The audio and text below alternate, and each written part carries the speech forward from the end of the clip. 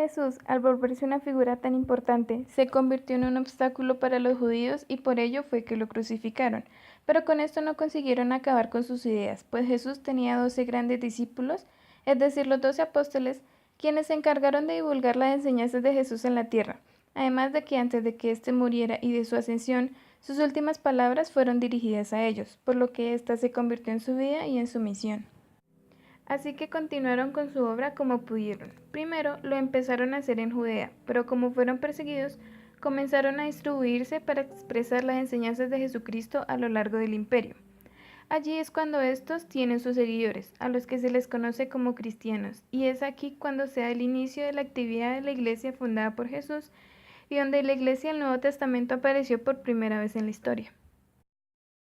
La predicación de apóstoles y discípulos fue llenando el imperio de cristianos, los cuales se convertían en nuevos propagadores del Evangelio. Algunos de los discípulos de Jesús redactaron sus propias escrituras, las cuales han sobrevivido hasta hoy.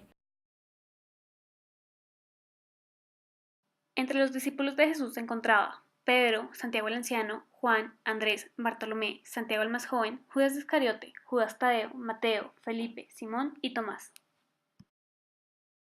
Pero las persecuciones continuaron, por lo que el cristianismo pasó por diversas dificultades, pues muchos fueron asesinados y crucificados a lo largo del camino. Pero, ¿por qué eran perseguidos? Esto se da simplemente por una diferencia de ideas. La persecución a los apóstoles y a los cristianos fue realizada por las personas religiosas, específicamente aquellos que seguían a Jehová y quienes eran leales a las escrituras, pues no compartían los ideales cristianos. Además, creían que Jesús era un impostor que engaña a las personas y se sentían amenazados por las ideas cristianas. Con el tiempo, murieron los apóstoles y comenzó un nuevo periodo en la vida de la Iglesia, caracterizado por tres factores fundamentales. El primero, las persecuciones. Esto ocasionó inmediatamente a partir de la muerte de los líderes de la Iglesia, es decir, los apóstoles. El segundo acontecimiento es la aparición de doctrinas falsas, ya que se introdujeron ciertas falsas enseñanzas como el gnosticismo, siendo esta una doctrina religiosa esotérica que se desarrolló durante los primeros siglos del cristianismo y que prometía a sus seguidores conseguir un conocimiento intuitivo, misterioso y secreto de las cosas divinas que les conduciría a la salvación. La segunda doctrina falsa fue el marcionismo, siendo esta el conjunto de herejías propuestas por Marción, quien cayó bajo la influencia de los gnósticos y que sus herejías fueron combatidas por muchos padres de la Iglesia en siglos posteriores. La tercera falsa enseñanza fue introducida por el docetismo, siendo esta una herejía cristiana que se desarrolló durante los primeros siglos del cristianismo y que se caracterizaba por considerar que el cuerpo de Jesús era aparente y que su humanidad no era verdadera. Y por último, el montanismo, siendo una doctrina herética predicada por Montano en el siglo II, que negaba el reingreso en la iglesia a los que pecaban mortalmente, rechazaban las segundas nupcias y exageraba los ayunos.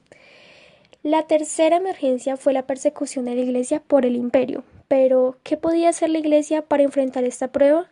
¿Cómo podía una parte de la iglesia apoyar a la otra? Y por último, ¿quién podía hablar a favor de la iglesia en una región perseguida tanto por el gobierno como las iglesias locales? Ante estos tres eventos se requería una autoridad en la Iglesia, la cual se estableció a través de los siglos II y III en tres formas íntimamente relacionadas entre sí. La primera, el aumento de la autoridad de los obispos. La segunda, el establecimiento del canon del Nuevo Testamento. Y la tercera, el desarrollo de un credo o declaración de fe. La conversión de Pablo, estipulado en Hechos 9, sería el siguiente gran acontecimiento de la historia de la Iglesia. Pablo, llamado Saulo en el uso y rigor judío, nacido de Tarso, perteneció a la casta de los fariseos. Su conversión ocurrió cuando llevaba cartas de recomendación de los judíos de Jerusalén para los de Damasco.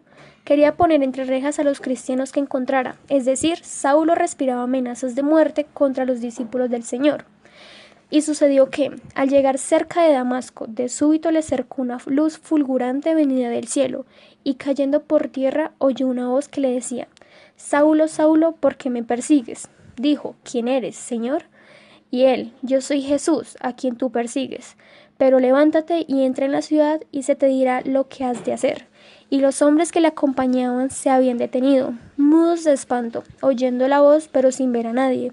Se levantó Saulo del suelo, y abiertos los ojos nada veía. Y llevándolo de la mano lo introdujeron en Damasco, y estuvo 3 días sin ver, y no comió ni bebió, dice la Biblia. Entonces hubo un cambio de vida, un cambio de obras, cambio de pensamiento y de ideales, de proyectos. Su carácter apasionado tomará el rumbo ahora marcado sin trabas humanas posibles, y su rendición fue sin condiciones, con el afán de llevar a su pueblo primero y al mundo entero luego la alegría del amor de Dios manifestado en Cristo. San Pablo fue por excelencia el apóstol de las gentes, y sus viajes misionales llevaron el Evangelio por Asia Menor y Grecia, donde fundó y dirigió numerosas iglesias. Preso en Jerusalén, su largo cautiverio le dio ocasión de dar testimonio de Cristo ante el Sanedrín, los gobernadores romanos y el rey Agripa II.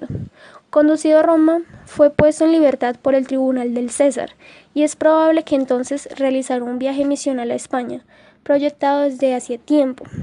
Preso por segunda vez, Pablo sufrió otro juicio, fue condenado y murió mártir en la urbe imperial. Evangelistas. La palabra evangelio significa buena noticia, que en este caso habla de Cristo.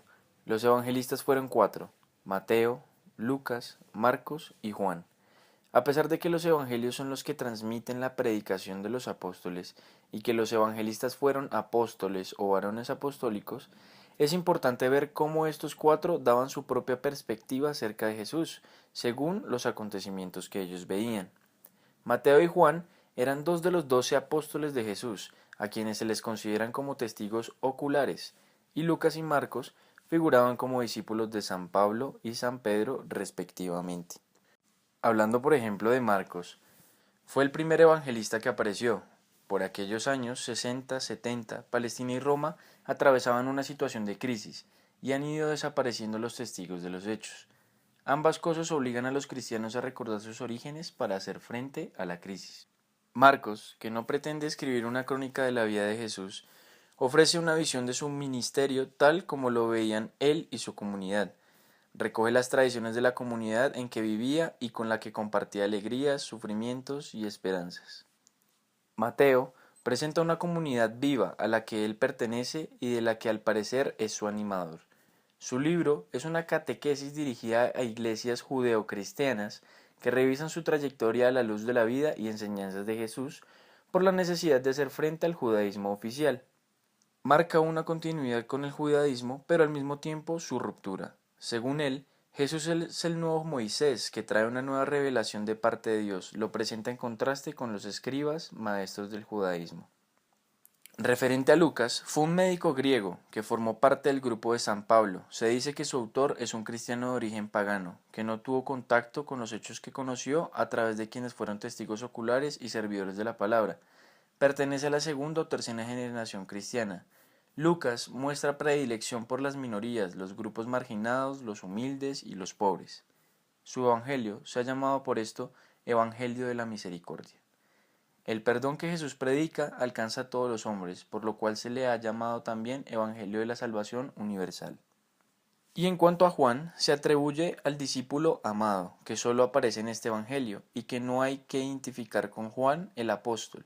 Predomina el criterio de quienes afirman que no podemos conocer el nombre de su autor. Al final del Evangelio se dice que fue escrito para que creáis que Jesús es el Mesías e Hijo de Dios, y creyendo tengáis vida en su nombre. Juan 20:31. Es un libro escrito para sostener en la fe a los cristianos sometidos a prueba. Por su tratamiento y su lenguaje es diferente a los sinópticos. Cristo no es un ser del pasado, sino un viviente que da sentido a la vida de los creyentes y les permite hacerse hijos de Dios.